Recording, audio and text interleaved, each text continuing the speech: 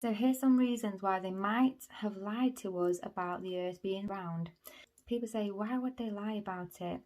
One reason could be because their idea of the true cosmology of the cosmos is that it was all a big bang created out of like nothingness, and it was some kind of fluke accident, and it completely gets rid of God and him being a creator and us having a creator and us having even like a spiritual realm and a spiritual world.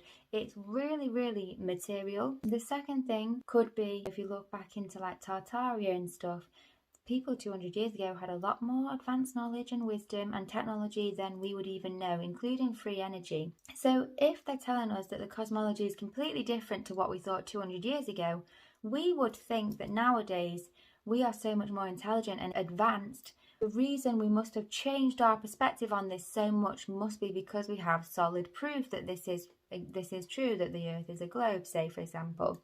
So it makes us believe that there must be some kind of scientific proof now that the Earth is a globe for us to change such a big belief like that.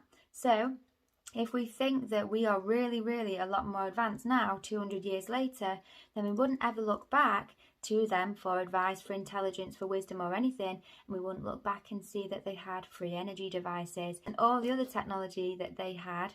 We wouldn't look at them and we wouldn't find out about how they were really living. Another reason why they might lie is because now, if we are on a spinning globe in the middle of a universe, it's possible that we could just die at any minute, or a meteor could hit us at any time, or aliens could invade, and so we're just under constant threat of this open, empty space of the cosmos.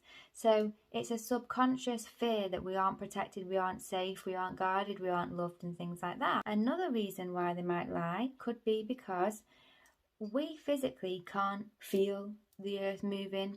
We can't see. All that we can see moving in the sky is like the stars and the main luminaries, but when you actually look at the way that they move, you only see them moving in one direction, not the 3 or 4 different directions that were meant to be moving in through space, which is the Earth rotating, and then the Earth going around the sun, which is a second direction, and then the whole sun and the whole solar system moving through space and time, which is in third direction. Because we can't sense or feel these, but we're told, no, that's what's happening, then we start to think, do you know what? Our bodies are really bad tools at being able to feel or sense anything, because we can't even feel the Earth moving, we can't even sense this that's going on. So we stop to trust our bodies and we start to think, my body isn't a divine tool for being able to sense and feel the Earth and the world around me. And you kind of disconnect from your body because you think it's just stupid, it doesn't really get what's going on because it can't sense or feel it.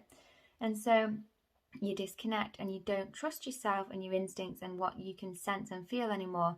You stop becoming your own scientist because you think, well, what do I know? And so instead you look to them and you look to external sources for your own knowledge and wisdom and intelligence. NASA get billions of dollars every year.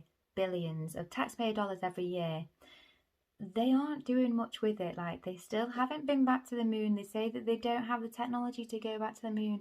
Are you kidding me? You're saying that in the 60s you went to the moon, and yet 60 years later you now haven't found the technology to go back there? Like, come on. So they're doing something. All they're doing is releasing CGI photos of the Earth or some stars and then just telling us a bit of new information. How is that billions of dollars every year? Like, that money is going somewhere. A last reason is because of the Antarctic Treaty and what could lie beyond the Antarctic ice walls. So people talk about there being more land and more species of being outside that land, and we aren't allowed to explore Antarctica. There's a treaty that says that no one's allowed to go there. And so why is that?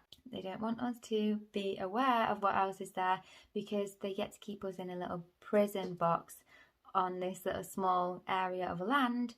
where they have total and full control over us.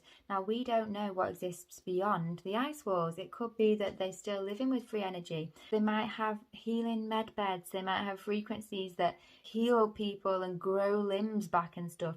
You don't know what lies beyond.